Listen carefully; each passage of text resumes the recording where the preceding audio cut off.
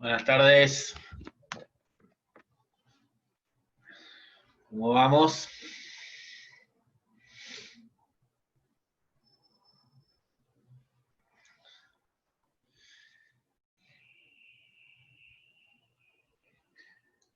Me tienen engañado, para mi gusto tendríamos que estar de primavera ya y me están bajando las temperaturas.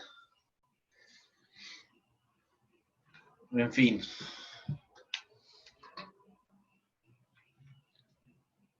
Bueno, ¿cómo vamos con la práctica esa?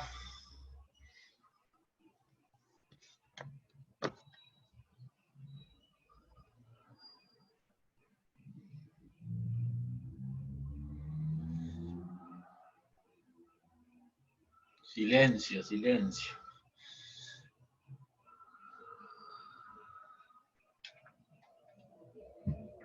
El 10 tienen que entregarla, ¿no? O sea que nos queda esta clase, la clase próxima, y después ya empieza receso. La semana que viene a partir de la semana que viene es receso o estoy equivocado.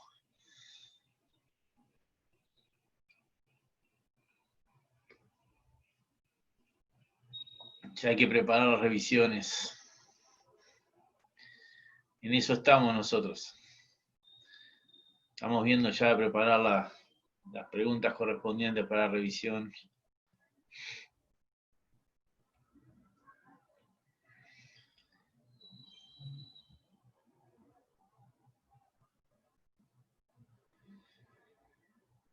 Bueno, ¿qué va para la revisión? Para la revisión va todo lo que vimos hasta ahora, incluso el tema de evaluación de sistemas o paquetes, como está planteado en la temática como evaluación de paquetes, que es lo que vamos a dar hasta esta semana, ¿no? Pues ya la semana próxima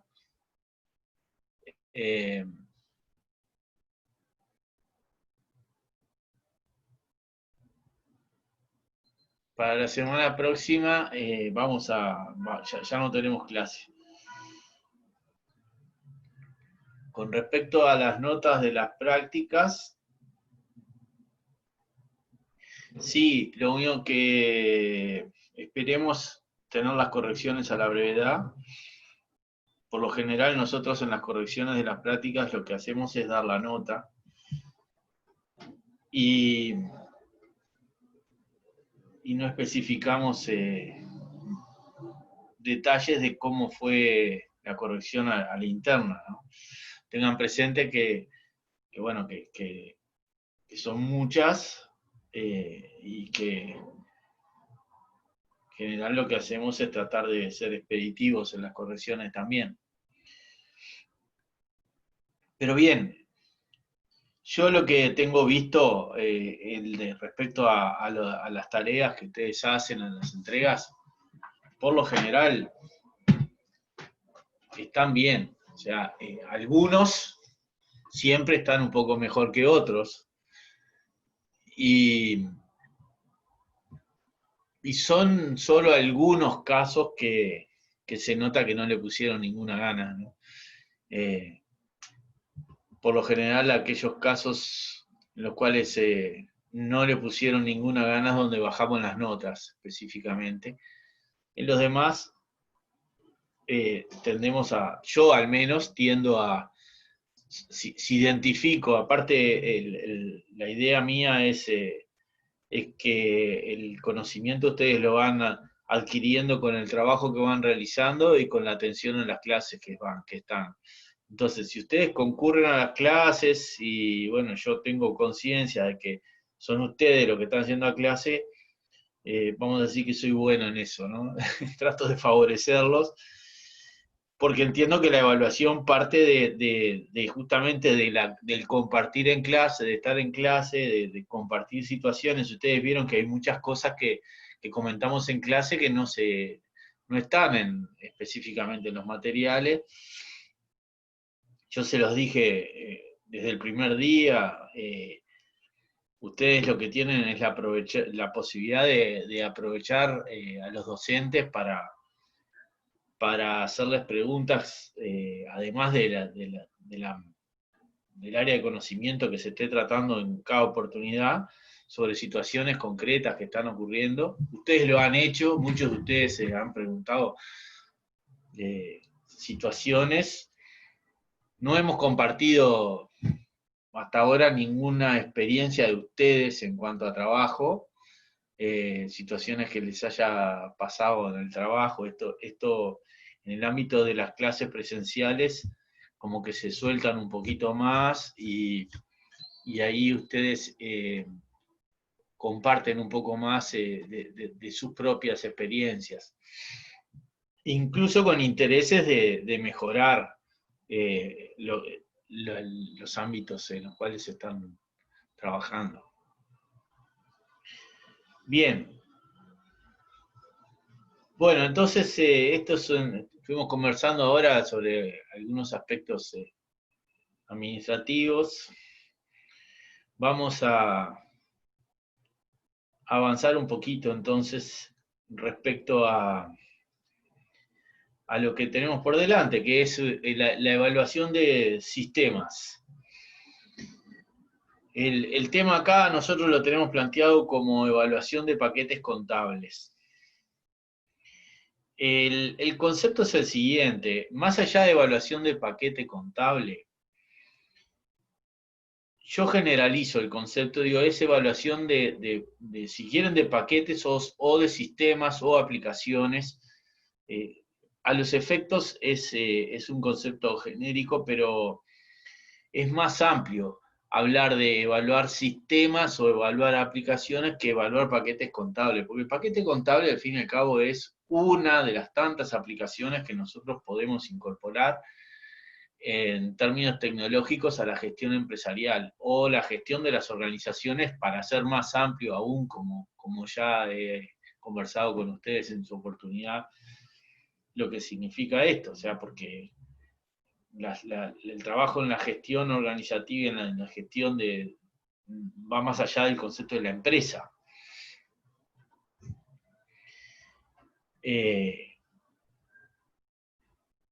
Mucho se habla, por ejemplo, de cuando llegan las elecciones en los clubes de fútbol, se empiezan a hablar de la gestión, de esto, que los malos resultados, y estamos en lo mismo. Al fin y al cabo, gestionar un club de fútbol no es una empresa, pero sí se aplican o se pueden aplicar muchos conceptos de gestión. Y está bueno que eso se haga. Lo importante es definir y usar las herramientas que nosotros aprendemos de gestión dentro de la organización, de la facultad, y aplicarlas en las diversas organizaciones más allá de las empresas. Ni que hablar de que la tecnología, como ya vimos, se aplica en absolutamente todos los ámbitos. Bueno, por eso el concepto de que no son solo paquetes contables, sino que son evaluación de aplicaciones, evaluación de sistemas. De alguna forma, esto quiere decir, ¿qué es evaluar un sistema? Si hoy yo les pregunto a ustedes cómo evalúan un sistema, en función, lo primero que hacen es, no lo conozco, o no tengo la aplicación, o empiezan a compartir ideas generales sobre, qué buena está esta aplicación, mirá lo que tiene, mirá lo que me da, o qué mal que funciona, o se tranca. Estos son los conceptos generales que como usuarios, por lo general, nosotros decimos de las distintas aplicaciones que nos toca sufrir, vamos a decir, o usar. según las circunstancias, ¿no? Ahora vamos a ver de qué manera evaluar entonces aplicaciones. En primer lugar, para poder evaluar una aplicación o un paquete contable, bueno, antes de avanzar ahí, voy a compartir la pantalla.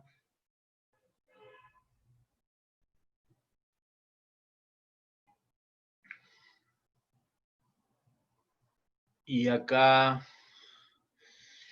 biblioteca teórica, qué lindo. Eso pasa por estar mucho rato sin estar en el sitio. Bueno, en biblioteca teórica, fíjense que hay un nuevo material teórico que se llama evaluación de paquetes, justamente. Está referenciado es este que está acá, está referenciado a paquetes contables. En primer lugar, tiene un resumen, a ver.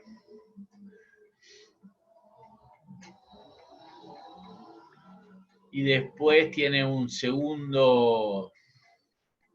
segunda presentación, que es la que viene aquí, que es un poquito más detallada con respecto a la anterior, pero esencialmente los dos son lo mismo. Uno tiene un poquito más de detalle que el anterior. Incluso uno pone más énfasis en una cosa que en la otra. Vamos entre los dos, vamos a ir sacando conclusiones. Y esto también les sirve a los efectos de la práctica que están haciendo ahora, ¿no? O sea que tenganlo presente.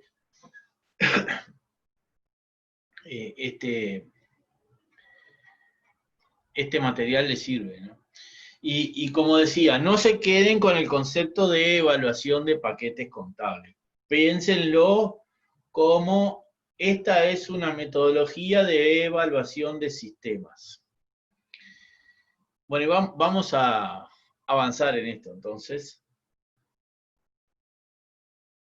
Vamos a ver hasta dónde llegamos hoy con esto, y la clase próxima, que es el miércoles que viene, vamos a redondear un poquito todo lo dado hasta acá, que es la primera parte del curso, a cerrar si tienen alguna duda respecto a la práctica, y también vamos a ver, bueno, si tienen dudas con cualquier pregunta que tengan para atrás de todo lo que vimos, de alguna manera redondear la primera parte del curso.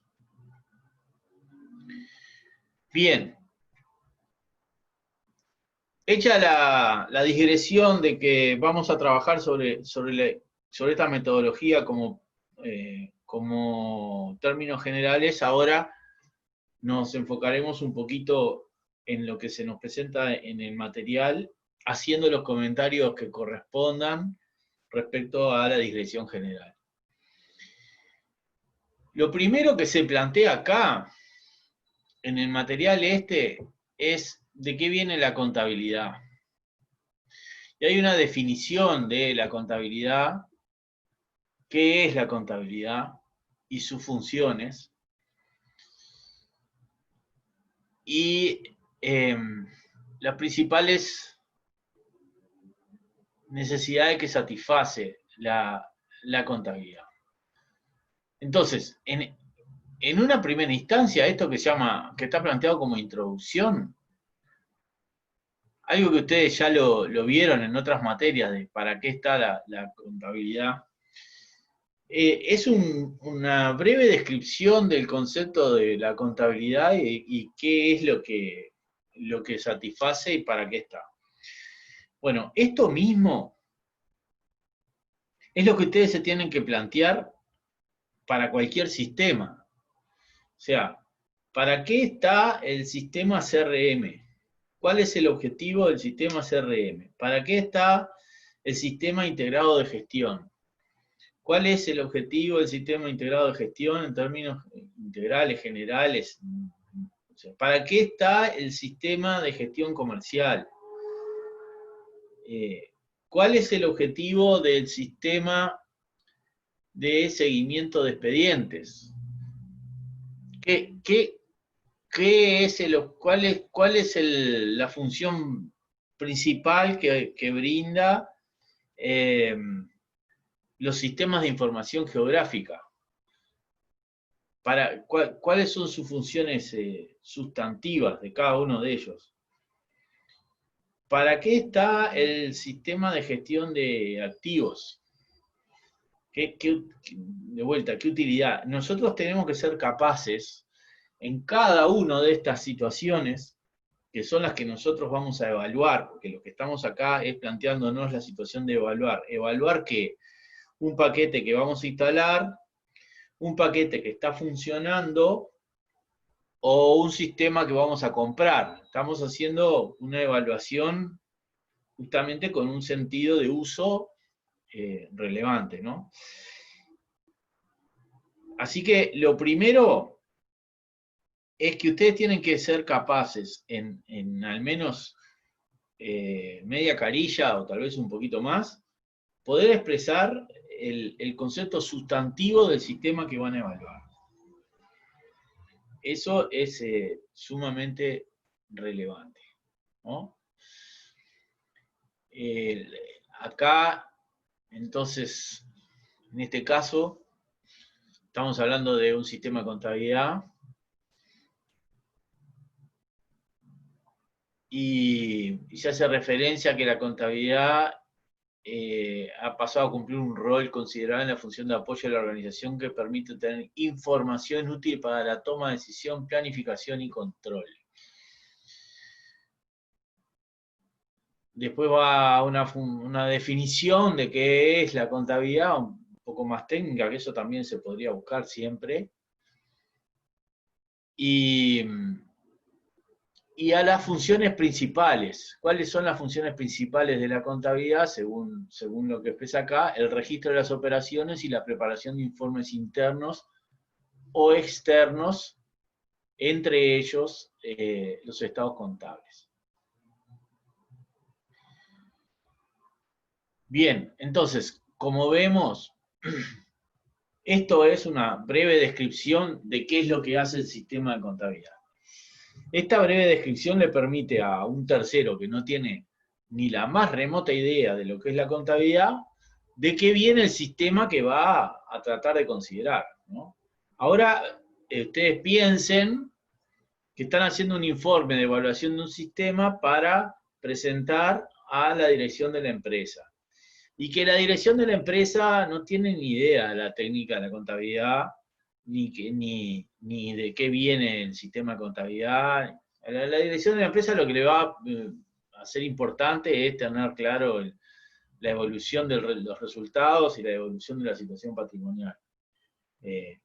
Porque ellos quieren saber cuánta plata vamos a distribuir, de qué manera podemos retirar el dinero, y por lo general lo que ocurre es que ponen más foco en los negocios que en los registros y en la evolución de cómo va la parte económico-financiera. O sea que, claro, se van a fijar ni que hablar de cuánta plata se llevan para la casa, ¿no? Eso es lo que los accionistas, ante todo, se preocupan y por lo cual invierten su capital en la empresa. Pero para ellos son conscientes de que es muy importante obtener resultados económicos financieros, pero para obtener resultados económicos financieros tienen que poner mucho foco en el negocio específicamente, o sea, esto es qué productos vender, qué necesidades satisfacer, a qué mercado dirigirse, y tienden a focalizar sus energías en este tipo de actividades más que en las actividades contables o de registros económicos financieros. para eso nos convocan a nosotros, ¿no? Para que generalmente los gerentes de finanzas son los que llevan a cabo todo el seguimiento económico-financiero de la empresa y tratan de determinar que estén los fondos disponibles para que la empresa pueda llevar adelante sus actividades. Bien, entonces, primer elemento para evaluar un sistema, hacer una breve descripción del sistema que no lleve más de una carilla y que sea comprensible por cualquiera. O sea, cualquier persona tiene que ser capaz de entender a partir de esa carilla de qué viene el sistema que nosotros vamos sobre el cual vamos a opinar, ¿no? En este caso fue un paquete contable, un software de contabilidad. Cuando se habla de paquetes, ahora voy a extenderme un poquito más con el concepto de paquete. Esta es una terminología vetusta. El concepto de paquete, el concepto de suite, hablaba al fin y al cabo, de la posibilidad de comprar aplicaciones, programas que vienen prehechos, y se referían con esta terminología. Yo diría que a esta altura nosotros tenemos que hablar de sistemas o tenemos que hablar de aplicaciones que incorporamos a la empresa o que estamos evaluando específicamente. La palabra en sí, paquete, no es muy feliz en este momento para hacer referencia, sobre todo en términos generales. Sí lo podemos interpretar en el ámbito local, pero no tanto si nos ponemos a hablar en estos términos. Si salimos si cruzamos las fronteras nomás, ya hablamos de paquete y piensan en el correo. Así que no me parece que sea una buena terminología, y más para hablar de sistemas que, como vimos, los sistemas tienen una trascendencia regional, internacional, y bueno, podemos nosotros estar evaluando sistemas que sean de otros lares, ¿no? Y podemos tener necesidad de interactuar con técnicos de otros lugares. En ese sentido, en su oportunidad, cuando estuvimos viendo la letra de la práctica, yo les sugerí que perfectamente podían buscar sistemas de contabilidad de otros países, ¿no? Hemos tenido antecedentes muy interesantes de alumnos que han hecho propuestas y que saben lo que tiene de bueno, que como ustedes después tienen que hacer presentación de estos sistemas, si todos eligen el mismo sistema, después la clase se pone aburrida. Digo, está bueno, ¿no? Va a estar bueno evaluar un mismo sistema entre todos tienen ópticas diferentes, eso también está bueno, esa experiencia, porque todos le dan una visión distinta al mismo sistema. Pero el hecho de que unos vean una cosa y otros vean otra, permite a todos después hacernos conocer distintas situaciones y nos permite tener una idea general más acabada de lo que estamos considerando. Bueno, entonces, hecha la digresión del concepto de paquete, al fin y al cabo estamos hablando de un sistema que es el que vamos a considerar para resolver y para evaluar en este caso. Bien.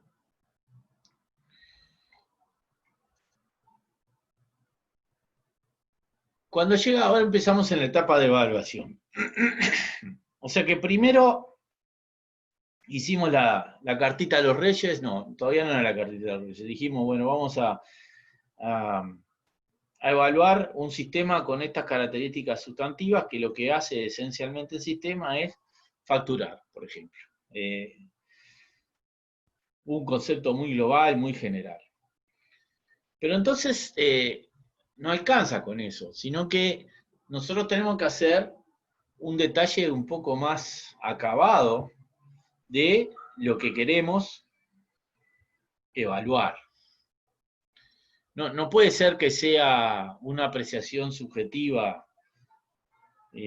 A mí me parece que esto está bien y yo contrapongo mi opinión con otra persona que dice a mí me parece que esto no está bien. O sea, esa contraposición de opiniones, que puede ser muy válida y puede ser muy discutible, y todos pueden tener razón según los puntos de vista que se enfoquen, no es suficiente para nosotros. Nosotros tenemos que tener elementos objetivos para poder medir las cosas que vamos a evaluar. Lo primero que tenemos que tener claro es qué es lo que vamos a evaluar, qué pretendemos, qué cosas pretendemos evaluar. Ahí entonces es lo que estuvimos viendo hasta la clase anterior, que era la definición de los requerimientos, qué eran los requerimientos. Bien, ahí entonces es donde nosotros tenemos que prestar el foco. ¿Cuáles son los requerimientos del sistema? ¿Cuáles son los requerimientos del paquete? Tenemos que hacer una lista de los principales requerimientos que vamos a tener presentes.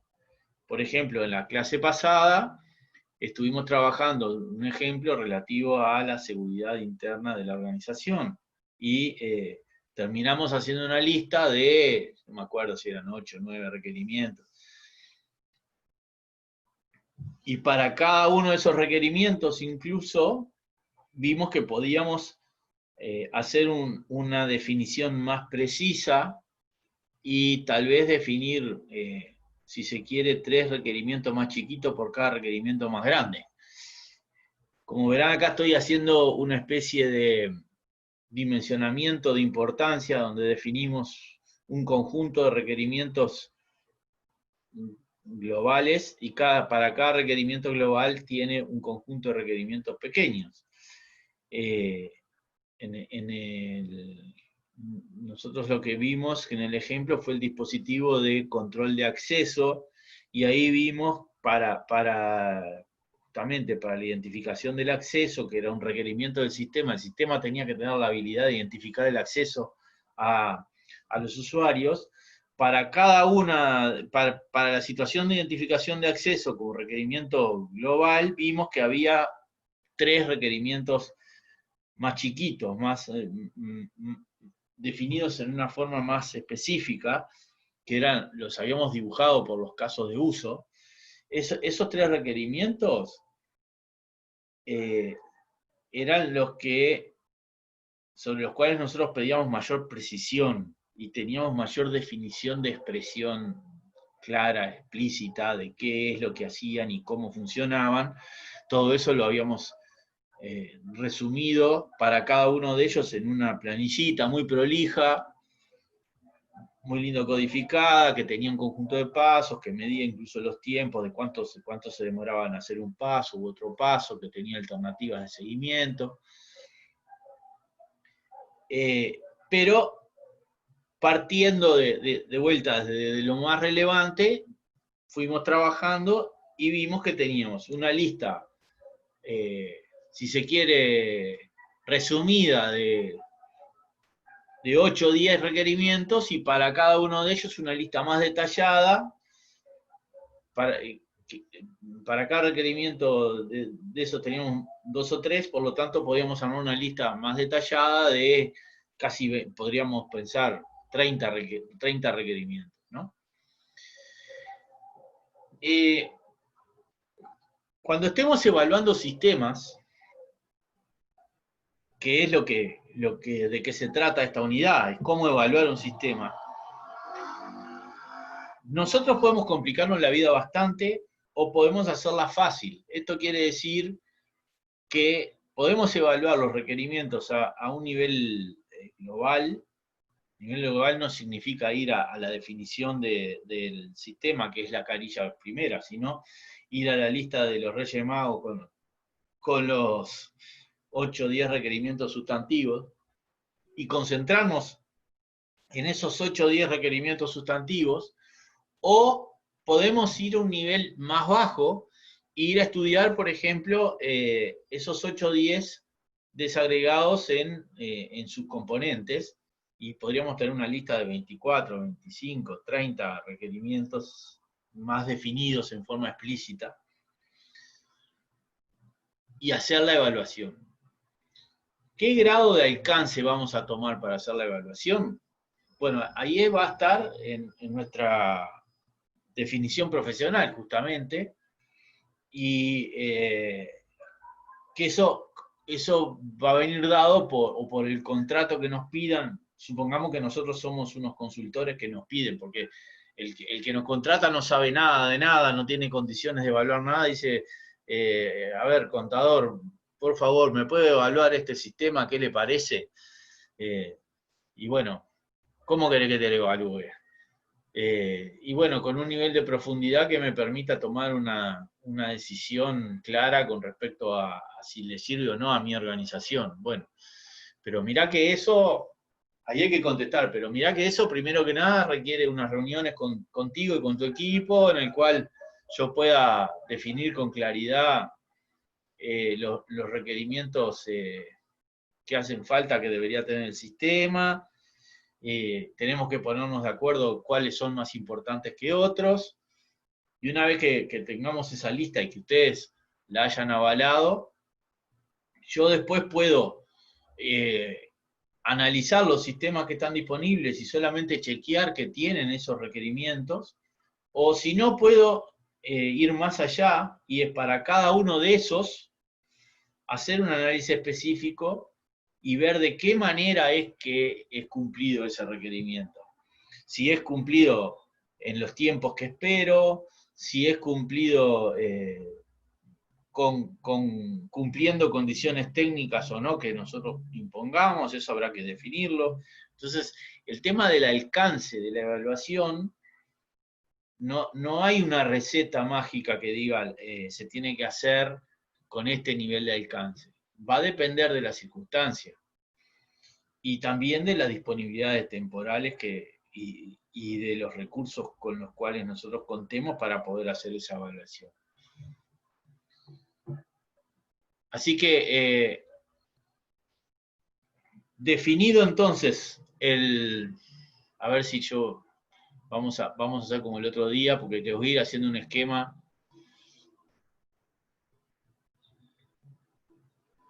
Vieron que las planillas electrónicas son de múltiple uso, ¿no?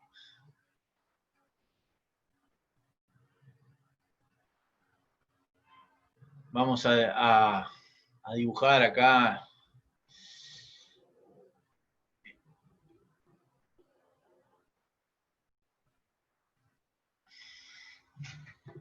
Acá ponemos entonces en primer lugar, viene a ser definición del sistema.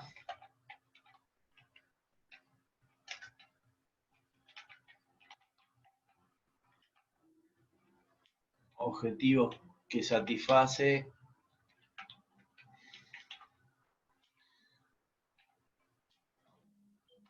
Y necesidades que cubre.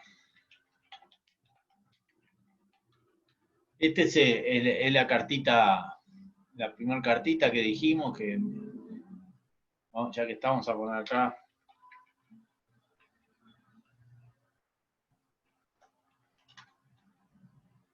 Bueno.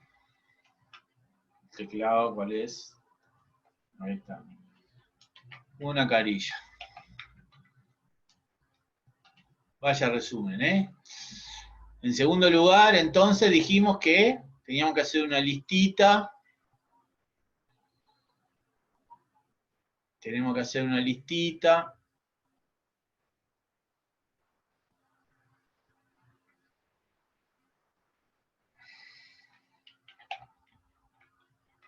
Lista de requerimientos a evaluar.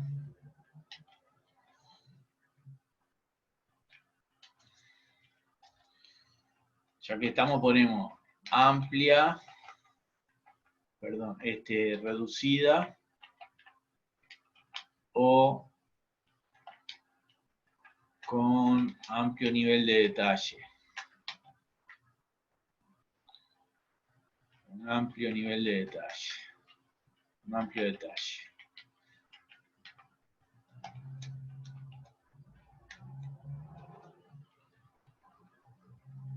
Y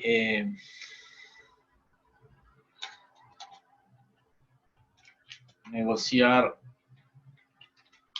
alcance del análisis.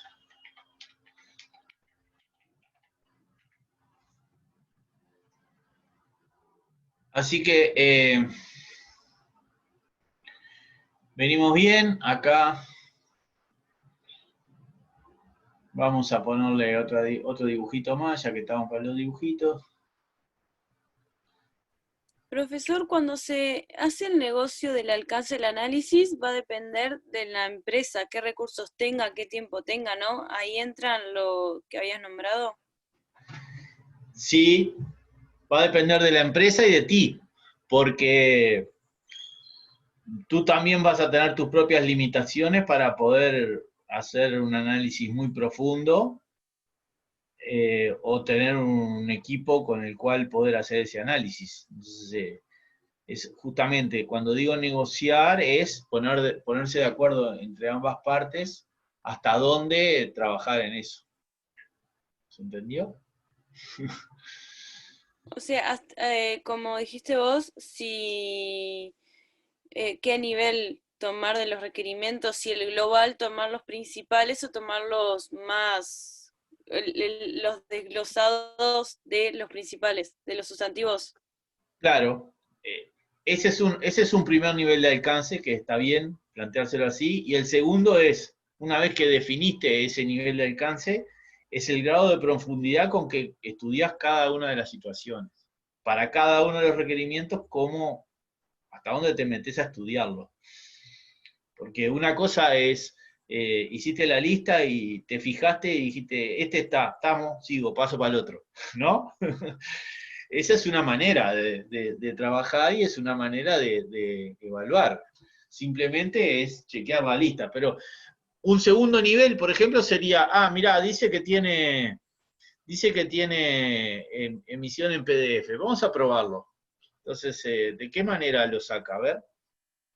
Y resulta que cuando vas a probarlo, si bien decía que lo tenía, no funcionaba. Eh, no sé si me expliqué. Entonces el nivel de alcance ahí ya es un poquito más, ya te lleva un rato más hacer ese análisis. Bueno, O sea que sigo. sería más profundo. El primero es como más superficial. Ah, tiene esto, tiene esto, tiene esto. A ver, cumple, sí. Con todo esto se puede cumplir, sí. Pero el segundo nivel, que va más adentro, te metes a ver si realmente está funcionando lo que dice que tiene. Claro, pero para aclarar un poco más, el concepto de niveles, capaz que podés decirlo, nivel 1, los requerimientos arriba, los globales. Evalúo solo los globales, o sea, tengo una evaluación sobre 8 o 9 requerimientos. Y ahí definís con qué grado de profundidad haces la evaluación en esos 8. Después podés tener otra segunda manera de ver el alcance, que es, no, voy a evaluar los requerimientos a un nivel más atómico, o sea que voy a ir dentro de cada uno de los subrequerimientos de los globales. Entonces voy a evaluar 30 requerimientos. Y ahí, para cada uno de esos, nuevamente vas a definir si vas a hacer un checklist o si vas a probarlo, como, para que ustedes tengan claro el ejemplo de nivel de profundidad. Entonces, como verás, hay distintas alternativas y todas, una lleva más tiempo que la otra, ¿no? Ahora sí. Bien. Bueno, entonces, tenemos la lista de requerimientos, ya sabemos, ya vimos por la clase anterior de cómo es que se definen requerimientos y se hace el análisis de consistencia entre ellos, y todo esto. Tenemos la lista de requerimientos a evaluar. Bueno, vamos a seguir entonces, tomando como base un poquito el ejemplo que nos plantea el teórico que tienen ustedes.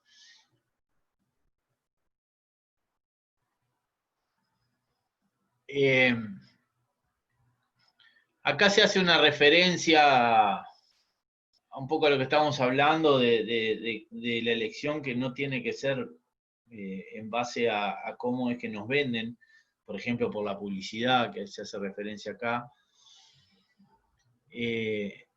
Y se hace referencia a, a plantear una lista de los distintos requisitos que tiene que tener, en este caso, un paquete contable. Cuando se habla de requisitos acá, son requerimientos. Estamos hablando de lo mismo, ¿no? Entonces, bueno, y hacen una lista, acá se plantea una lista. Fíjense que está mal tipeado esto, porque dice seguridad de acceso y después dice una lista con otro nivel de importancia. Aparenta ser seguridad en el acceso como el título de todo eso, y no, eso está mal. Seguridad en el acceso tiene el mismo nivel que cada uno de los otros que están ahí a continuación. Y hacen una lista taxativa, en este caso son 1, 2, 3, 4, 5, 6, 7, 8, 9 requisitos o 9 requerimientos en particular que se especifican en este caso para la contabilidad.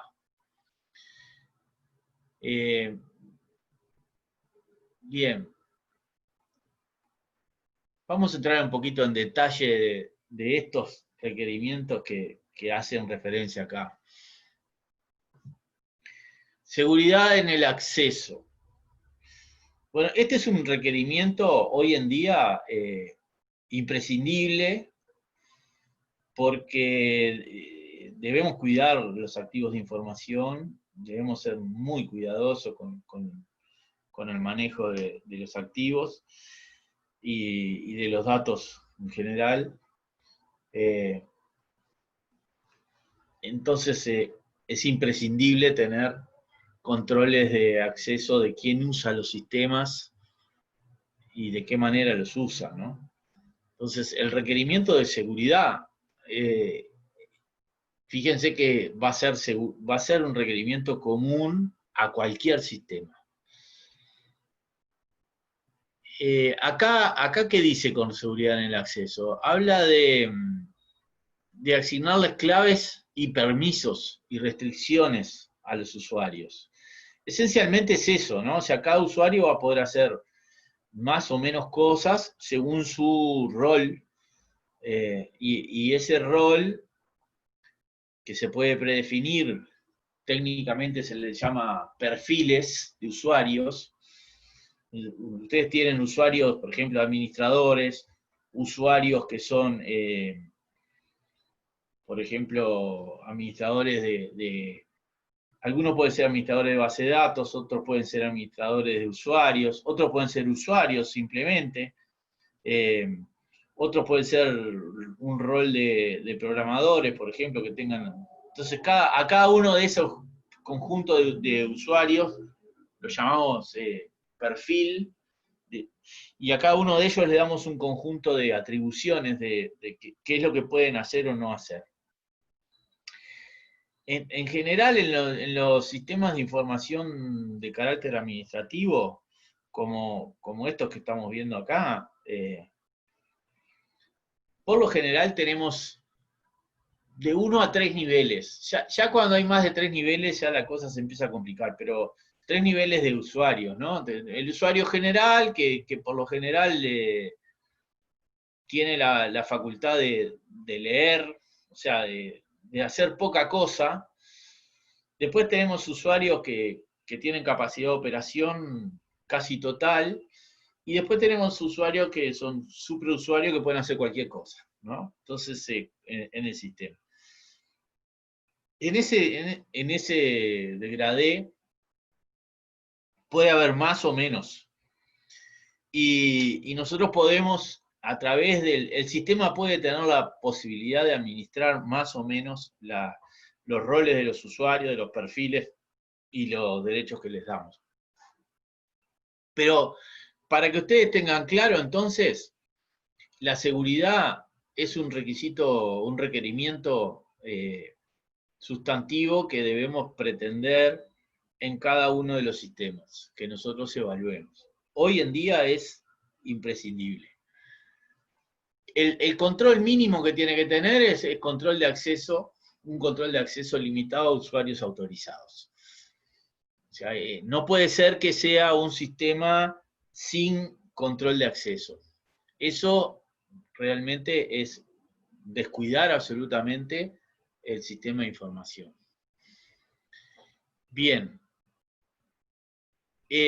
Acá se hacen algunos comentarios que hacen, ya van más allá del aspecto del sistema, que son comentarios generales que ustedes tienen que haber estudiado ya en otras materias. Por ejemplo, que tenga que cumplir, o sea, que la definición de usuarios y sus limitaciones de acceso tienen que estar en consonancia con lo que es la empresa, o sea, las normas internas de control de la empresa, las definiciones de separación de funciones y de oposición de intereses. El principio de oposición de intereses es un principio sustantivo en el ámbito de control. Entonces, esto tiene que tener, evidentemente, consonancia con la empresa. Y acá es donde empiezan las evaluaciones, o sea, el sistema que nosotros vamos a considerar en la seguridad, en lo que hace al requerimiento de seguridad, ¿tiene consonancia con los niveles operativos de la empresa, con los niveles y el ámbito de control de la empresa o no? O sea que, como verán, ya empiezan a darse circunstancias de análisis que nosotros empezamos a notar y a decir, bueno, esto puede ser una limitante o no para incorporar este sistema. Después veremos qué pasa, si se puede corregir o no, pero digo, por lo pronto dejarlo bien explícito, ¿no? Bien, esto es entonces algunos comentarios respecto a un requerimiento global de seguridad en el acceso. Fíjense que para el requerimiento este requerimiento global, después nosotros podemos hacer un conjunto de subrequerimientos explicitados en casos de uso. Por ejemplo, cómo dar de alta un usuario, cómo dar de alta roles, cómo cambiar los roles, cómo dar de baja un usuario. ¿Se puede dar de baja un usuario?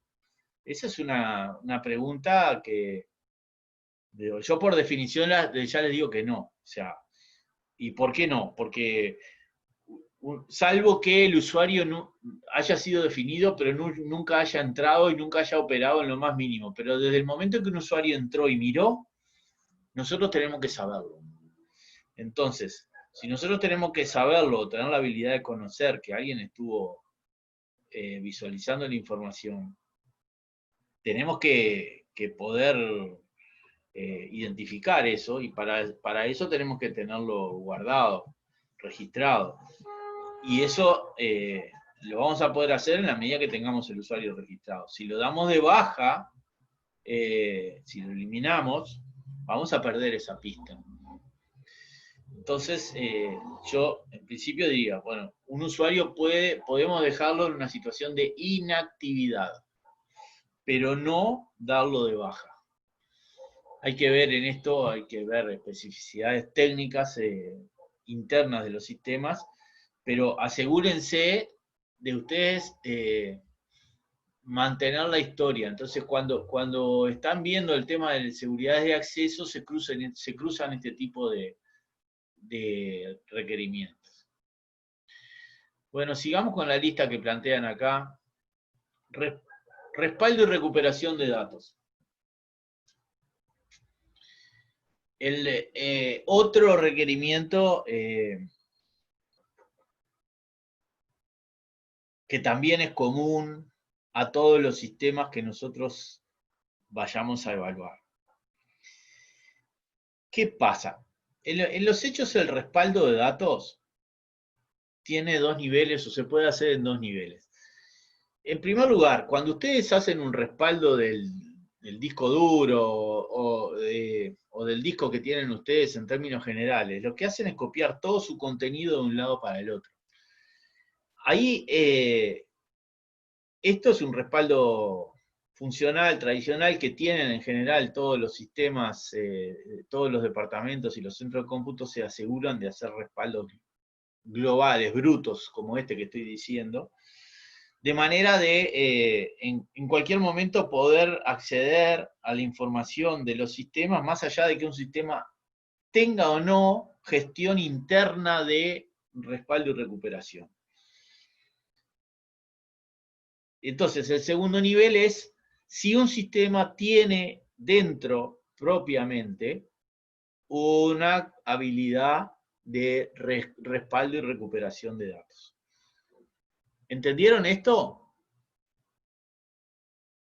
sea, primero, respaldar a lo bruto significa yo copio todos los archivos y el contenido de los archivos que están en el directorio de un disco determinado, lo copio para otro lado.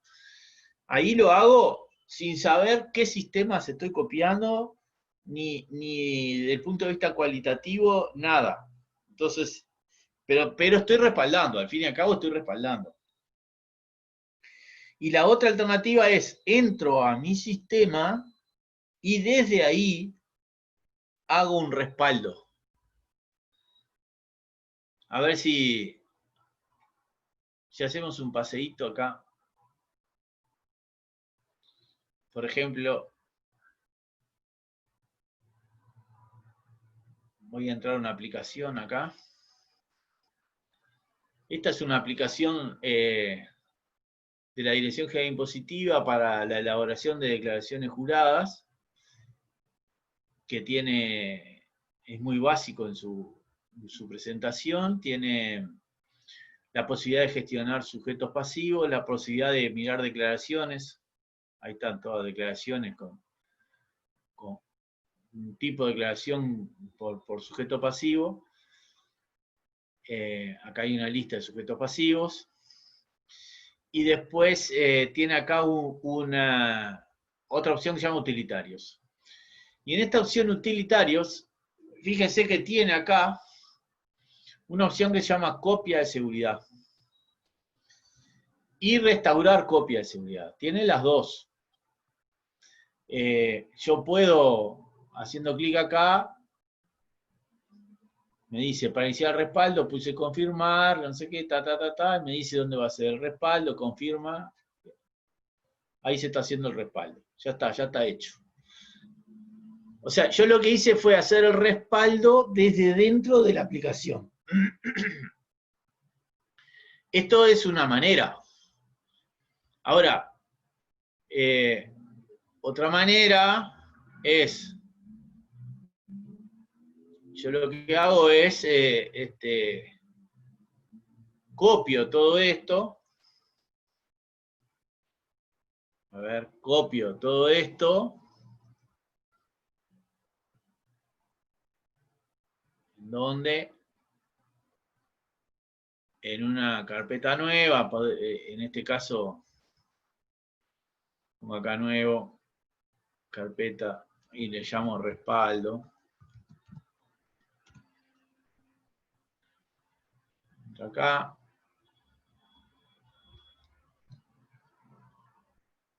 Y ahí lo copié todos los archivos que tenía en un determinado lugar, los copié en otro lugar. Entonces ahora lo tengo en dos lugares diferentes. De esta manera respaldé todo, pero presten atención que no me fijé ni qué respaldé, solo copié de un lugar para otro. Ahora bueno, después lo elimino porque digo, no importa, ¿no? Pero quería mostrarles la diferencia entre una forma de operar el respaldo y otra. Lo otro es, no solo es importante guardar, respaldar los datos, sino también la manera en que se recuperan los datos. Esto tal vez más importante que, o sea, las dos cosas tienen el mismo nivel de importancia, ¿no? Pero a mí me tocó sufrir un buen rato una vez por esto que les voy a contar. Yo tenía en una empresa un sistema de respaldos instaurado y funcionaba el sistema. Entonces, había un procedimiento a través del cual, cumpliéndose el procedimiento, yo estaba seguro de que la información estaba siendo respaldada. ¿Tá? Y eso se hacía. Todo el tiempo se hacía. Una vez hubo un problema y lamentablemente hubo que recurrir al respaldo. Entonces, la forma en que yo tenía estructurada el respaldo, los respaldos era una forma que yo tenía respaldos, vamos a decir, semanales y bisemanales, además de los diarios, ¿no? Por cómo se dio la situación, los respaldos diarios que yo tenía más cercanos, los pude acceder parcialmente. Entonces digo, bueno, pero si yo puedo acceder a esto parcialmente, voy a ir más atrás, que yo tengo el otro set de respaldos, y ahí voy a poder acceder a la información completa. Cuando voy a acceder al set posterior, no podía levantarlo. Directamente, si bien me grababa, no estaba grabando adecuadamente en el lugar que estaba siendo grabado, no estaba en condiciones, y por lo tanto no estaba teniendo nada. Conclusión de esta situación es que por suerte eran 3 o 4 días nomás, ¿no? Pero tuve que reconstruir 3 o 4 días de operaciones de esto. ¿Por qué tuve que reconstruirlo? Porque si bien tenía el respaldo, no lo había probado. Y bueno, hay que asegurarse. Entonces, dentro de los procedimientos de respaldo, hay que incluir un ítem que diga probar respaldo tal o cual, y uno tiene que tener certeza de que ese respaldo funciona. Entonces, respecto a este aspecto, decir dos cosas. Primero, que bueno, que es un requerimiento sustantivo, que no es necesario que los sistemas lo tengan por sí, per se, o sea, que no es absolutamente necesario. ¿Por qué? Porque los respaldos se pueden hacer en términos globales dentro de toda la información de la empresa, entonces uno puede ir para atrás en ese sentido. Y tercero, que es imprescindible asegurarse de que lo que está guardado se puede acceder, ¿no? Y bueno, pues si no, es como no tener nada. Bien, hasta ahora hemos visto dos requerimientos, el de seguridad y el de recuperación de datos, respaldo, que son requerimientos generales a todos los sistemas. Estos dos que vamos a ver ahora,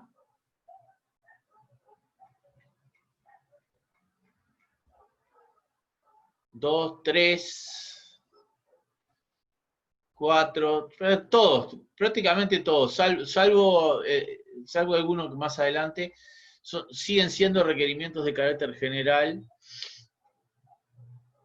Que me parece que están buenos, o sea, sí, debemos tenerlos, pero la verdad que lo que nosotros deberemos pensar un poco es más en requerimientos específicos, funcionales, que en requerimientos generales. Vamos a ver un ejemplo más, o sea, ahora vamos a hablar de validación de datos. La validación de datos es un aspecto importante en cualquier sistema también, igual que los otros, ¿no? Sí, es importante que los sistemas hagan una validación para no ingresar basura. Ahora,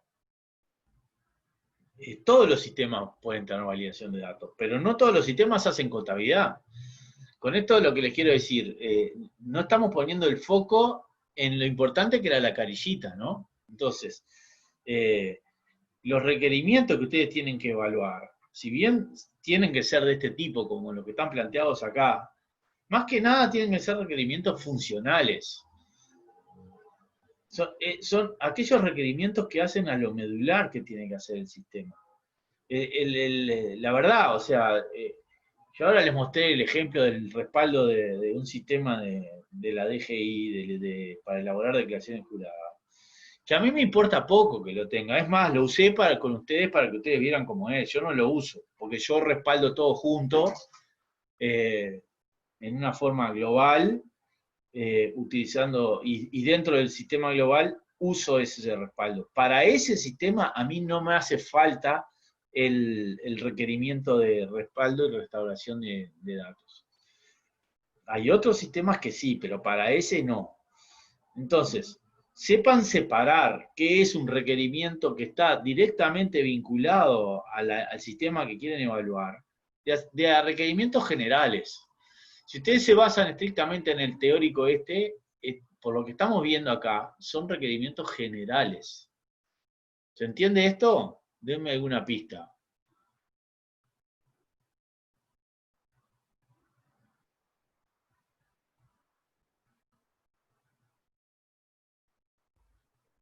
Bueno, asumo que sí.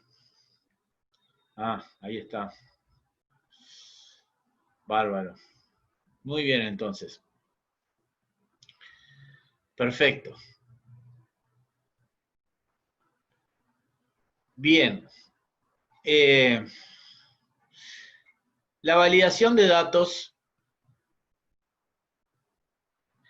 El fin que tiene la validación de datos, hay dos conceptos que vienen acá, ¿no? La validación de datos y la agilidad de ingreso de datos. Son distintos, ¿no? La agilidad en el ingreso de datos,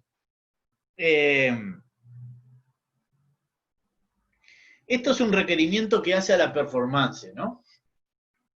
Está bueno nombrarlo en ese sentido. Ya a esta altura el requerimiento de la agilidad en el ingreso de datos debería ser también como natural para todos, pero pongamos el foco en este caso en la performance. Si ustedes van a incorporar un sistema, el que sea, por ejemplo, en este caso el sistema de contabilidad, y el sistema de contabilidad tiene tales características que hace que para ingresar un asiento a ustedes les lleve un tiempo de 5 minutos el ingreso del asiento, y no les hablo de un asiento de cierre de resultados o un asiento de cierre, o sea, asientos realmente largos, no, les hablo de un asiento de 4 líneas. Entonces, un asiento de 4 líneas no les puede llevar 5 minutos. O sea, les puede llevar 5 minutos si mientras están haciendo el asiento están estudiando el comprobante, estudiando la situación de la transacción, no la tenían clara. Pero pongamos que trabajan como se trabajaba antes, que antes se hacían las minutas de los asientos a papel y esas minutas se le pasaban a los operadores, que lo que hacían era ingresar los datos de la minuta de asiento. Un procedimiento que es absurdo. Directamente, hoy en día hay que pasar desde las transacciones al sistema de una, cuando no tiene que ser en forma automática. Pero pongamos en la circunstancia de que nosotros tenemos la minuta, que el asiento ya está estudiado y lo único que hay que hacer es ingresar el dato, ¿no? Entonces, si yo demoro 5 minutos en ingresar 4 líneas, ¿cuántos asientos puedo ingresar por día? O sea, puedo ingresar 12 asientos por hora. Puedo ingresar en 7 horas, que es el horario efectivo de trabajo de una persona, en el mejor de los casos. Estamos hablando de 84 asientos por día. Si la empresa tiene 300 transacciones diarias, evidentemente ese sistema no funciona, directamente no funciona. Nunca van a poder estar al día, porque nunca van a tener salvo que tengamos la capacidad de incorporar más personas para ingresar a asientos, pero estaríamos haciendo una dilapidación de recursos humanos, o sea, eh, es una cosa que no tiene pies ni cabeza.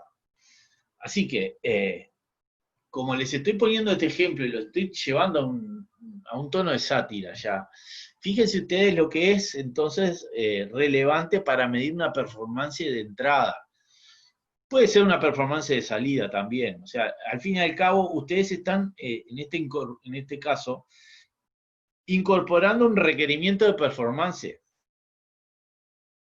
¿Y cuándo los requerimientos de performance son sustantivos? Bueno, cuando los sistemas operan en tiempo real, en esas circunstancias perdón, no es en tiempo real. A ver, ¿cómo decirlo? Porque operar en tiempo real significa que la transacción se registra al mismo momento que se realiza, ¿verdad? Pero hoy eso es un dato de la letra, nuevamente, en general todos los sistemas pueden operar en esas condiciones. El asunto es que los sistemas tengan la capacidad de canalizar todas las transacciones que se dan por unidad de tiempo. Acá el ejemplo de la caja del supermercado es muy bueno, ¿no? O sea, una caja de un supermercado no puede llevar más de 5 minutos un cliente. En horas pico. En horas no pico puede llevar, pero en horas pico, o sea, les hablo desde las 17 a las 21 horas, o en la mañana, por ejemplo, o al mediodía, horas pico sustantivas, que hay realmente mucho público, no puede. Uno no puede tener una caja parada con 12 personas atrás. O abre más cajas o pone sistemas más rápidos, una de dos. Entonces, ahí es donde ustedes tienen que darse cuenta que están trabajando con un sistema que va a operar contra alta demanda de operaciones. Y si tiene alta demanda de operaciones y la agilidad de ingreso de datos es mala, el sistema no sirve. Directamente no sirve, ¿no? Entonces, bueno, en este caso venía bien hacer referencia a este requerimiento por el concepto de la performance, bueno, que es un aspecto a tener presente. Lo que sigue es la validación de datos. La validación de datos, de vuelta, es un concepto que tienen todos los sistemas, que no es solo el sistema de contabilidad, es un término genérico. No es un requerimiento, es un requerimiento genérico prácticamente, no es un requerimiento específico de un sistema dado. Ahora vamos a ver después vamos a ver requerimientos específicos, porque ya me estoy aburriendo de requerimientos generales. La validación de datos, lo que tiene que ver, acá ustedes tienen que tener presente dos cosas. Hay una contraposición entre una buena validación y tiempo. O sea, la buena validación requiere tiempo. ¿Por qué? Porque una validación requiere que se hagan un conjunto de controles. Cuanto más controles se hacen, más tiempo se demora en validar la entrada. Eso ustedes lo ven en los formularios que tienen que completar en la web, cuando les aparecen los carteles rojos que tienen que llenar un campo, y que no llene ese campo y venga para atrás, y vaya y complételo, y cuando lo van a completar, lo ponen de una manera, dice no, por ejemplo en las contraseñas, dice no, la contraseña tiene que tener 7 caracteres, un símbolo, 2 chirimbolos y 2 números. Entonces, usted no cumplió con la contraseña, vaya de vuelta y a rezongar. Eso es una validación, pero esa validación es así porque tiene un fin determinado. Ustedes no van a poner una validación, una condición tan estricta si no es necesario. Ustedes vieron validaciones, nosotros estuvimos viendo validaciones, en eso trabajamos bastante en la planilla de contabilidad de asientos, para validar los planes perdón, las cuentas que se iban a ingresar en los asientos, ¿no? Ahí estuvimos haciendo un esfuerzo de validación. Yo les estuve comentando lo importante que era tratar de hacer una buena validación, que cerrara el asiento, que tuviera cuentas válidas, porque entonces eso permitía sacar buenos resultados a la salida. Entonces, con respecto a la validación, decir esto. Ustedes pueden poner muchas validaciones. Esas validaciones van a llevar tiempo en la entrada. Y ahí hay un balance que tienen que hacer. A mayor validación, mayor tiempo en la entrada. A mayor validación, mayores certezas en los informes de salida. O sea que seguramente van a tener mejor posibilidad de tener buena información. Es muy común que los usuarios cometan errores a la hora de ingresar datos. Muchos andan muy rápido y bueno, entonces algunos controles básicos siempre tenemos que hacer para evitar que realmente pasen situaciones erróneas, ¿no? Así que, bueno, nuevamente, requerimiento de validación, sí, perfecto, requerimiento de validación va en todos los sistemas. Así que cuando ustedes le piden para la práctica, que le piden, definan 7 requerimientos, por favor, pongan requerimientos vinculados al sistema, no pongan requerimientos generales como esto, porque no tiene gracia, o sea, tiene que tener requerimientos que sean específicos del sistema que estamos tratando.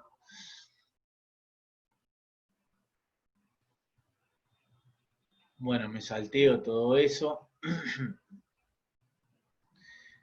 Ejemplo de requerimiento. A ver, repetime. ¿Se escucha bien ahora? Sí, dale. ¿Algún ejemplo de requerimiento como para tener una idea a la hora de aplicarlo a la práctica? Ya vamos, ya estoy llegando. Bien. Viste que estoy salteando, estoy salteando rápido. No, pero a ver, acá se plantean varias alternativas para la emisión de informes, parametrización, flexibilidad y respaldo, amplia gama de informes. Acá viene uno. Múltiples ejercicios económicos. Este es un típico caso en el cual, que es específico del sistema en cuestión. Acá estamos hablando de contabilidad. Y la contabilidad tiene la necesidad de emitir y de considerar informes desagregados en forma temporal, ¿no? Entonces, lo que se plantea acá es decir, bueno, nosotros vamos a hacer desagregaciones temporales. ¿De qué manera? ¿De qué manera nosotros vamos a considerar los múltiples ejercicios económicos? Entonces, hubo sistemas, perdón, por los cuales, lo digo así porque yo los usé, o sea, hubo sistemas en los cuales yo, para trabajar con más de un ejercicio económico, tenía que instalar el sistema de vuelta. Entonces tenía que instalar una versión entera del sistema porque trabajaban en el ejercicio de a uno. Bueno, estamos hablando de la prehistoria, ¿no? Pero era así, o sea. Entonces, si yo quería trabajar con el ejercicio 2007, por poner un ejemplo, instalaba el sistema, utilizaba todas las características de todo el año 2007. Quería usar el 2008, tenía que instalarlo de vuelta, ¿no? Entonces, como verán, esa no es una funcionalidad operativa para un sistema de contabilidad. O sea, un sistema de contabilidad tiene que tener la posibilidad de gestionar los datos en forma continua. Puede tener a la interna que desagregar los informes en términos temporales, pero sí tratar los datos en forma continua.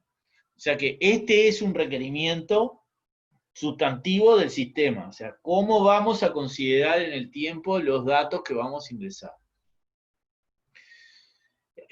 Siendo al caso, entonces, la pregunta que tú me hacías, este es uno, ¿no?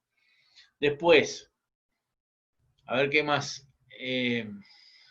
Acá no se plantean más de requerimientos específicos, en este caso, en esta primera versión, ¿no? Vamos para abajo.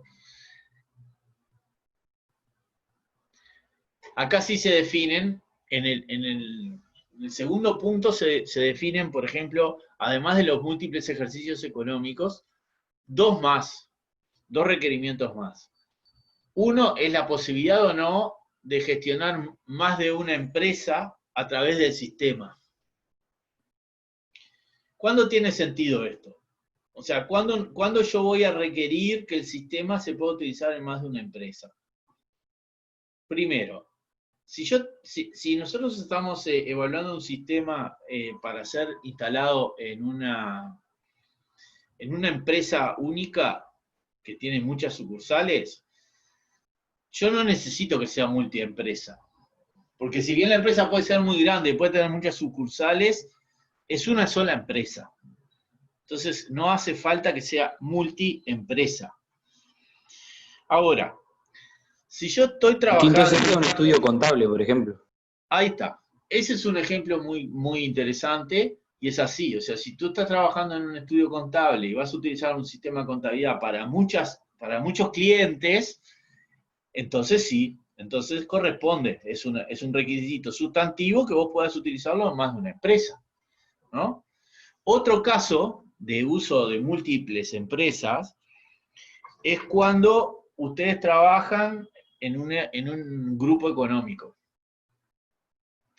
y están analizando la información financiera del grupo. Entonces ustedes tienen necesariamente que considerar la información de la contabilidad de cada empresa como una empresa individual, pero a su vez después van a tener la necesidad de consolidar información. Los que están más adelantados, algunos de los que están más adelantados ya deben de haber visto en contabilidad en años más avanzados, cómo se hace la consolidación de balances de empresas. Y hay algunas cosas muy interesantes que hacen a las relaciones económicas intercompany, que se llaman, o sea, las transacciones intercompany, que cuando nosotros vamos a sacar los balances consolidados, ¿cómo es que se consideran las relaciones intercompany? Porque un ingreso de una puede ser el costo de la otra, y sin embargo, ¿cómo se muestra eso en el balance integrado?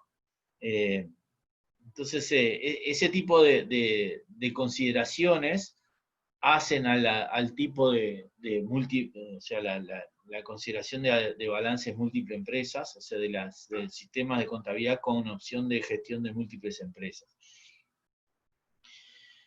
Lo que les dije recién, por lo general, los sistemas de contabilidad múltiples empresas se manejan con el concepto, tú podés llevar o gestionar múltiples empresas, pero olvídate de las transacciones intercompany. O sea que las transacciones intercompany no quedan marcadas. Si querés marcarlas, puedes marcarlas en una forma específica a través de nombres de cuentas específicos. Hay que empezar a hacer contabilidad creativa, como le digo yo, pero el sistema no nos favorece mucho, no nos ayuda mucho.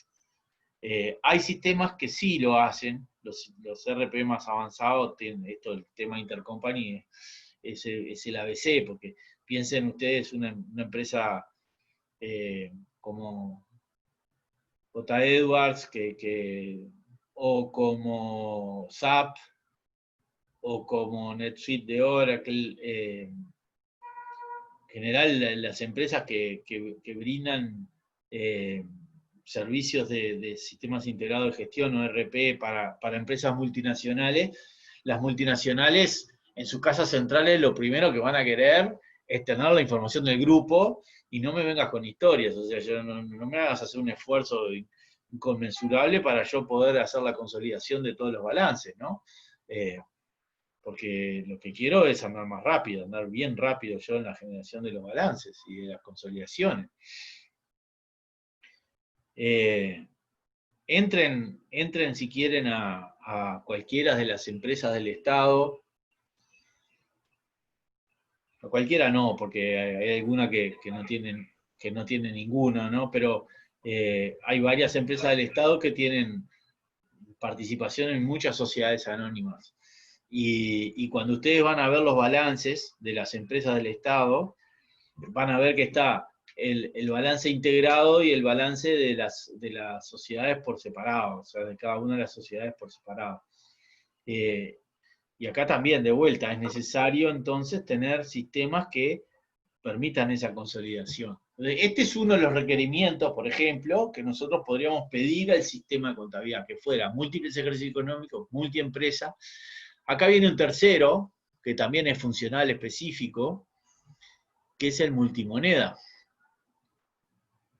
En Uruguay ya tenemos, a esta altura les diría, 3 monedas consolidadas y una cuarta en camino. O sea, nosotros trabajamos con la moneda funcional en la contabilidad. El dólar es otra de las monedas que se utiliza permanentemente en términos comerciales. Se utilizan, hay varios lugares en los cuales nosotros podemos hacer compras en dólares. Después hay otra moneda que se usa mucho, que es la unidad indexada, sobre todo a nivel financiero, en los préstamos. Entonces, ya ahí les estoy nombrando 3 monedas que se están utilizando en forma corriente en Uruguay.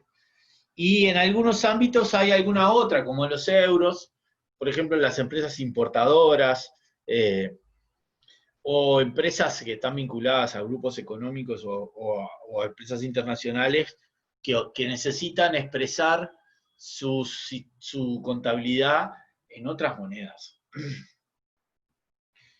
El Uruguay establece desde el punto de vista fiscal el peso como moneda funcional. Pero eso no quiere decir, o sea, la DGI habilita que se puede llevar que uno pueda llevar la contabilidad en dólares, por ejemplo. Sobre todo para empresas, por ejemplo, que trabajan en zona franca, ¿no? Eso es común. Entonces, yendo a lo nuestro, la posibilidad de tener multimoneda es relevante. Ya a esta altura es un requisito imprescindible, ¿no? Y ahí vamos a hacer una digresión en cuanto a requerimiento y vamos a ir un poquito más adentro, que hace a la profundidad en cómo se trata la moneda extranjera. De qué manera se trata la moneda extranjera, ¿no? Puede dar lugar a confusiones. Por lo general ha llegado a lugar a esas confusiones y ustedes tienen que estudiarlo con mucho cuidado esto. Los sistemas tienen que tener, para mi gusto, 2 tipos de cambio para cada transacción que se hace en moneda que no es la funcional. O sea, que la moneda funcional es el peso, entonces nosotros debemos considerar, al menos para una transacción que no se realiza en pesos, por ejemplo, que se realice en dólares, tendríamos que considerar 2 tipos de cambios. ¿Cuáles son esos 2 tipos de cambios? Uno es el fiscal, que el tipo de cambio fiscal en Uruguay está establecido como el tipo de cambio comprador interbancario del día inmediato anterior. Ese es el tipo de cambio fiscal al cual se deben registrar las transacciones que se efectúan en moneda que no son pesos. Pero ese tipo de cambio no es el tipo de cambio transable, vamos a decir, porque yo si voy a realizar una operación específica, por ejemplo, voy a comprar una computadora, y esa computadora va y a mí me sale $350. Entonces, ¿qué hago yo? Bueno, yo no tengo dólares, yo no tengo cuenta en dólares, no tengo dólares guardados. ¿Qué hago? Voy al banco, saco plata, o le pido al banco que me cambie dinero, que me dé $350 de mi cuenta corriente. Entonces, ¿a cuánto me cambia el banco? ¿Me cambia el tipo de cambio interbancario comprador del día inmediato anterior? No. va a la mesa de cambio del banco y me dice, vos, yo los dólares a vos te los vendo a tanto, porque eso es lo que me conviene a mí hoy. Y no me importa lo que diga la dirección impositiva. Yo te los vendo a eso y si no, no te doy nada los dólares. Entonces, si puede pasar que el tipo de cambio transable sea 22 y el tipo de cambio fiscal sea 21. Y esto trae múltiples implicancias a la hora del registro contable, ¿no? Yo, en ese sentido, en el registro contable, cuando trato de considerar las múltiples monedas, parto de la base de que lo que debo guardar es la información en moneda de origen. Entonces, si yo compré 350 dólares, yo tengo que guardar 350 en la cantidad, en el monto, y tengo que poner en la moneda dólares. Y me tengo que olvidar de cuánto es el precio en pesos. O sea, en primera instancia, tengo que considerar eso como base. En segundo lugar, si quiero después hacer una traducción a pesos, porque quisiera hacer una consideración de medir los resultados, por ejemplo, al revés. Tengo todos los resultados expresados en pesos y los quiero expresar en dólares. Entonces, si yo tengo ventas por 1.000 pesos y lo quiero expresar en dólares, lo que voy a tener que hacer es separar esos 1.000 pesos en cada una de las transacciones y dividir cada una de esas transacciones por el tipo de cambio transable de cada una de ellas. No del tipo de cambio interbancario comprador del día inmediato anterior, porque ese es el fiscal. Lo voy a tener que traducir al tipo de cambio que realmente podría haber obtenido los dólares si hubiera vendido los pesos correspondientes a esas ventas. Y de esta manera me da un número muy distinto que el fiscal. Pero esos números son los que yo voy a usar ¿para qué? Para tomar las decisiones financieras en serio, porque en base a ese criterio de traducción es que yo informo a, por ejemplo, a mi casa matriz en el exterior. Entonces, todo esto que estoy considerando acá es un análisis más profundo de un requerimiento que es específico, que es la moneda y cómo se trata la multimoneda. Fíjense que este es un buen ejemplo para que ustedes tengan presente respecto a lo que veíamos hoy. O sea, una cosa es el requerimiento global y después adentro del requerimiento global cómo es que nosotros trabajamos en forma específica su funcionalidad del requerimiento. ¿Quedó claro esto?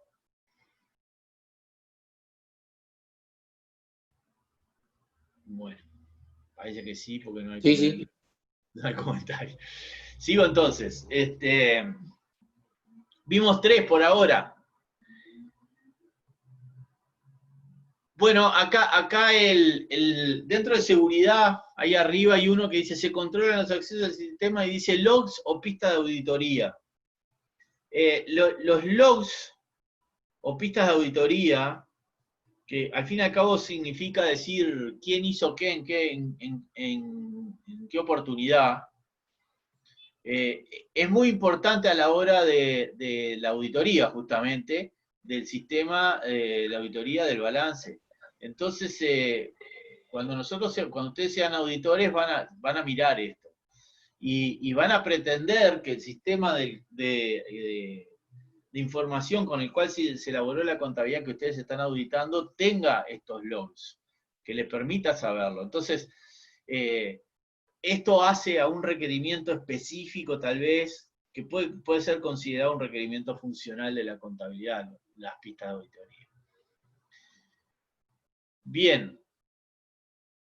Otras cosas. En software amigable habla de nombres de rubros, capítulos adecuados a la legislación vigente en Uruguay. Bueno. Uno de estos requerimientos depende mucho de la empresa también, ¿no? Todos. O sea, esto capaz que son algunos de los más básicos o los que más se utilizan como referencia y después pueden aparecer 1000 más, depende de la exigencia que tenga la empresa con respecto al sistema o cuál sea el rubro, etcétera, etcétera. Perfecto, es así, es como vos decís. Por eso es que en el ejercicio anterior, cuando nosotros definimos los requerimientos, hicimos el ejercicio de los procesos, determinamos cuáles eran los requerimientos. Entonces, primero nos fijamos en qué era lo que necesitaba la empresa. Es exactamente como tú lo decís. Eso es así. En todas las empresas no es lo mismo. Bueno, en el punto 3 acá, que habla de software amigable, hay uno que dice nombres de rubros, capítulos adecuados a la legislación vigente en el Uruguay. Bueno, para empezar, lo de los rubros y los capítulos lo voy a definir yo en el plan de cuentas. O sea, yo no quiero, yo es un requerimiento que yo le pondría al sistema de contabilidad, es no me vengas con determinados rubros y que yo no los pueda cambiar. O sea, déjame manejar el plan de cuentas como yo tenga ganas. En particular, si me das un plan de cuenta de ayuda como para yo después modificarlo y que venga, que sea como una plantilla adaptada a lo que se usa en Uruguay, bueno, muchas gracias, digo, pero no es un aspecto sustantivo eso, ¿no? Ahora, dicho esto, vamos a la segunda salvedad. A ver un momento. Richard, te llamo que estoy en clase ahora. Vamos a la segunda salvedad. Y es que los rubros, perdón, el sistema, a mí me gustaría que la planillita que yo les mostré en su oportunidad de la Auditoría Interna de la Nación, ¿se acuerdan de que les puse un enlace en nuestro espacio ahí de las taxonomías XBRL? A mí me gustaría que saliera armadita ya desde el sistema de contabilidad, que yo no tuviera que estar pasando, porque al fin y al cabo es tipeando de un lado para el otro los números, ¿no? Entonces, si el sistema de contabilidad tiene un enlace con las taxonomías de la Auditoría Interna de la Nación, perfecto, eso sí, eso me gusta, esa idea me gusta. La verdad que como requerimiento sería una cosa muy interesante. Que yo sepa, no hay ninguno que lo tenga. Bueno, después, parametrización. De esto no hablamos nada en términos de las funcionalidades. Ahora voy a hablar algo de esto. A ver en qué hora estamos, sí. Hay que diferenciar el concepto de parametrización del concepto de personalización. Esto es una diferencia conceptual importante que ustedes tienen que tener muy presentes, que ha sido pregunta incluso en revisiones y exámenes. Parametrizar, ¿qué significa parametrizar? Parametrizar significa establecer las condiciones de operación del sistema. ¿Qué es establecer una condición de operación del sistema? Establecer una condición de operación del sistema es poner para determinada variable el rango en el cual se va a mover. Por ejemplo, cargar las cuentas que se van a usar. Por ejemplo, establecer las cuentas, las tasas de IVA que se van a utilizar. Establecer los impuestos, además de la tasa de IVA, qué otros impuestos se pueden utilizar.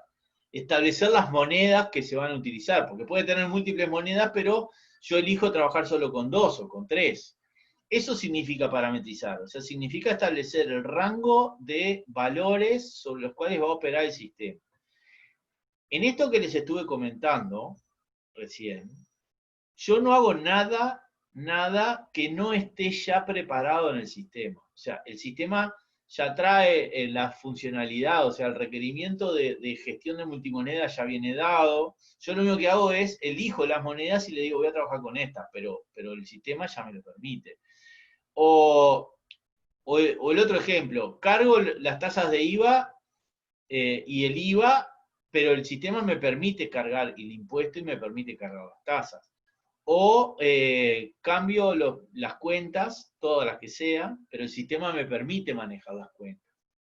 ¿Está bien? Entonces, eso significa parametrizar, es establecer todas las condiciones sobre las cuales van a operar las variables del sistema y la operación del sistema. Que es muy distinto a personalizar, porque personalizar implica programación, y esta es lo clave que ustedes tienen que conocer. O sea, cuando hay personalización implica programación. Un ejemplo de personalización. El sistema viene con determinada forma de ingresar los asientos. ¿Está bien? Entonces, esta forma de ingresar los asientos es la que viene predefinida y lo tienen todos los usuarios que utilizan el sistema en cuestión. Ahora, resulta que a mí se me ocurre que yo quiero una forma diferente.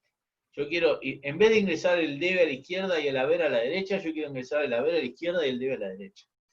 Entonces le pido al proveedor del sistema que me genere una forma de captura de datos que sea con el haber a la izquierda y el debe a la derecha. Lo primero que me va a decir el proveedor me va a decir, no me rompa los cocos, que esto... no sé. Y bueno, no me importa, yo soy así, yo, como los autos en Inglaterra que manejan por la derecha, yo soy al revés y yo lo quiero así. Bueno.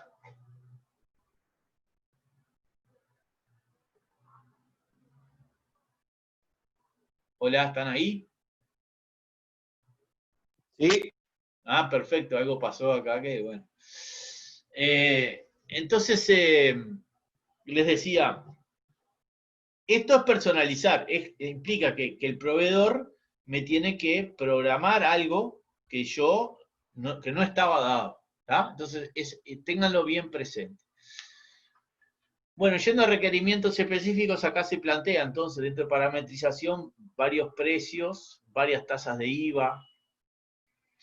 En plan de cuentas, ni que hablar, o sea, el usuario puede definir el plan de cuentas, permitir dar altas, bajas, modificaciones. Acá, como verán, estamos entrando en requerimientos específicos dentro de los requerimientos en aquello de niveles, ¿no? Por ejemplo, para el 6 hay tres casos de uso específicos, pero sin embargo es un requerimiento sustantivo que es el plan de cuentas.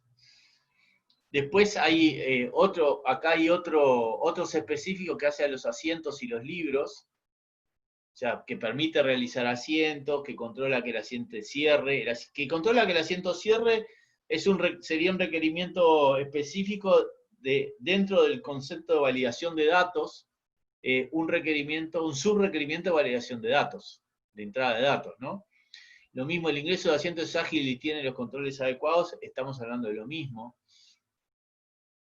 Que cuente con plantillas de asientos o asientos predefinidos, de vuelta lo mismo, o sea, plantillas de asientos son plantillas que nos ayudan a entrar más rápido en los asientos, agiliza el ingreso de asientos, ¿no? Emite el libro mayor, el libro diario, que nos dice acá, pero bueno, es importante que se emita el libro diario, ¿no? Que emite el balance de acuerdo a las normas contables uruguayas. Yo, de vuelta, las normas contables es un agregadito. Que emita el balance, y que emita el balance, ¿qué es? El balancete de saldos, el balance de estado de situación patrimonial, el estado de resultados. Fíjense que eso es una cosa muy ambigua. Acá es cuando nosotros tenemos que empezar a hablar de requerimientos en términos más específicos, porque si no, uno puede, el balance, te armo el balancete de saldo y ya está. Y está bien, yo cumplí con el requerimiento, pero resulta que el usuario quería el estado de resultados.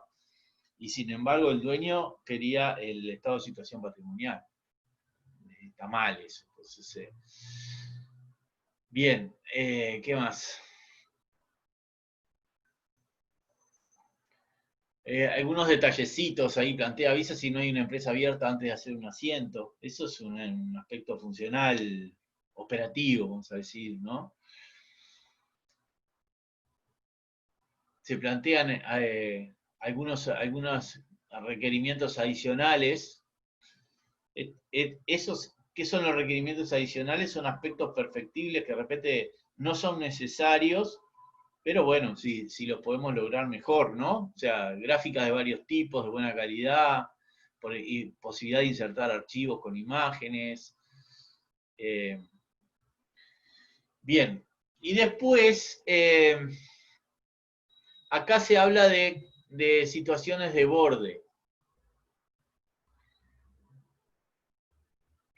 ¿Qué son las situaciones de borde? Las situaciones de borde tienen que ver con los rangos de operación que trabajan los procesos. Como vimos hoy, si nosotros vamos a trabajar ingresando un asiento cada 5 minutos y la empresa tiene 300 asientos por día, evidentemente el sistema no está en condiciones operativas para rendir adecuadamente. Esa es una condición de borde, o sea que la condición de borde sería que tiene que trabajar con posibilidad de ingresar más de 300 asientos por día.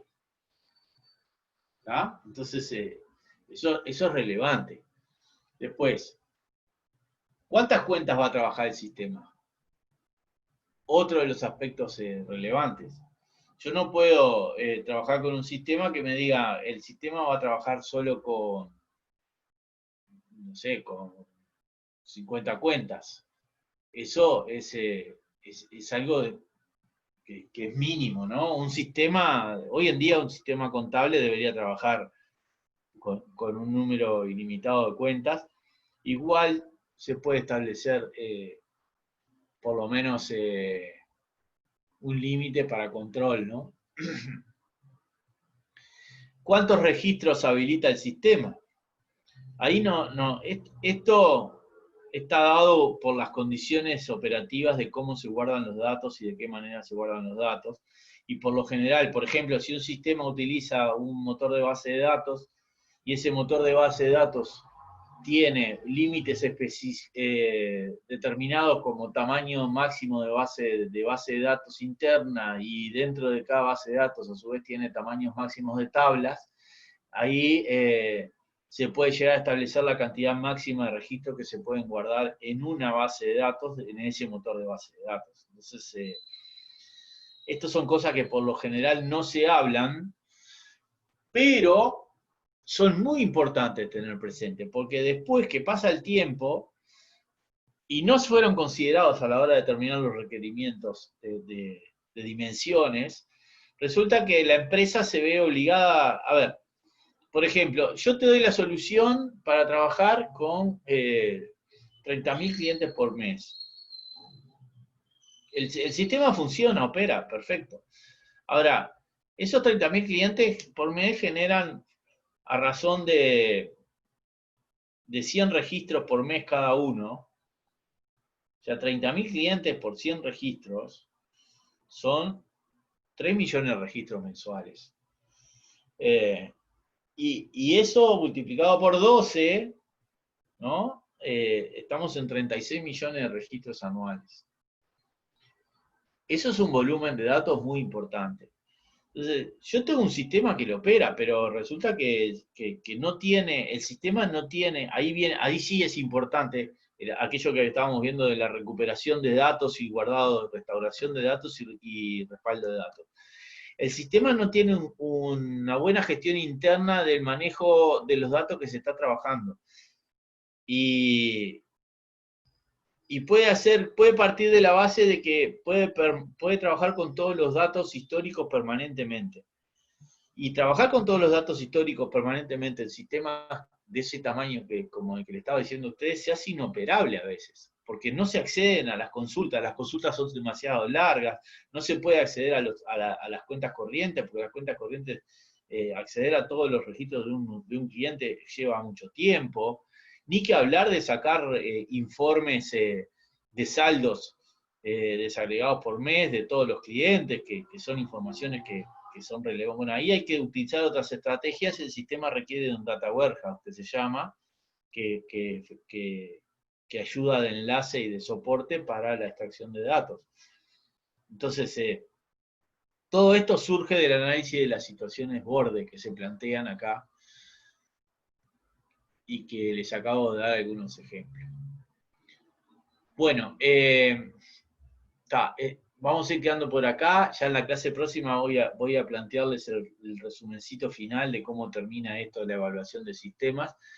Como conceptos generales, entonces, vimos de qué manera hacer cómo poner lo importante adelante, o sea, de qué viene el sistema, cuáles son los requerimientos globales, cómo determinar el alcance del análisis, y después vimos para un conjunto de requerimientos que podemos ir navegando en profundidad de análisis según el grado de alcance que hayamos definido, y que podemos a su vez dividirlos en requerimientos que son similares a todos los sistemas y requerimientos específicos. Y en este caso vimos un conjunto de requerimientos específicos también vinculados a la contabilidad. No sé si quieren comentar algo.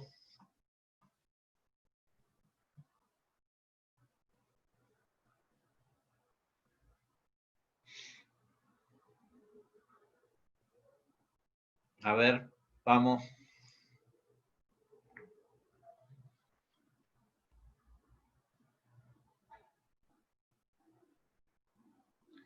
Sí, sí. Yo voy a seguir subiendo los videos, Camila. En la medida que vaya teniendo la oportunidad de hacerlo, los voy a seguir subiendo.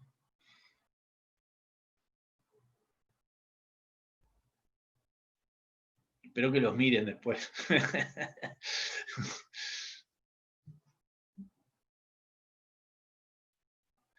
Bueno, muy bien. Entonces, si no hay más preguntas, vamos dejando por acá. Yo tengo una pregunta, profesor. Ah, bien, dale. Hoy hablamos de que no pongamos los requerimientos generales, o sea, para hacerlo un poco más interesante, pero igual no son, o sea, se dan por sentado los requerimientos generales que debería tener el sistema que le vamos a recomendar, porque en realidad también a mí me gustaría incluirlos, por lo menos los elementales, porque es como que si no, no sé, siento que le falta la base. No, estoy totalmente de acuerdo contigo, Rafael. O sea, los requerimientos, estos que están planteados ahí es como que son generales y hay que pedirlos siempre, ¿no? Claro. Eso ni que hablar. Después, si querés, podés ver para cada uno de ellos cómo se adaptan al requerimiento a la empresa o al sistema específico. Esa es una forma de trabajar también, es hacer una lista sobre esos que están ahí y de esos que están ahí, cómo se piden específicamente el sistema en cuestión. A mí me gusta hacer al revés, o sea, a mí me gusta más que nada basarme en lo sustantivo que tiene que hacer el sistema y agregarle estas cosas que para mí son de base, ¿no? Justamente Claro. como decía. Perfecto, gracias. Dale. Leticia pregunta si va a ser múltiple opción el parcial, ¿se sabe? Bueno, sí, está escrito, nosotros lo planteamos al principio del curso, de que este era dado la situación especial que estamos viviendo, que todo el curso iba a ser en forma virtual, incluyendo la evaluación. O sea que la evaluación va a ser en forma virtual. Si va a ser estrictamente múltiple opción, sustantivamente diría que sí. Tal vez aparezca alguna otra cosa que no, pero porque la verdad es que yo le soy sincero, múltiple opción acá es muy fácil. Entonces, habría que hacer un planteo realmente donde ustedes puedan expresar en términos de casuística los conocimientos adquiridos. Y no que me respondan qué dice el párrafo 25 del material de requerimientos, por decir una cosa.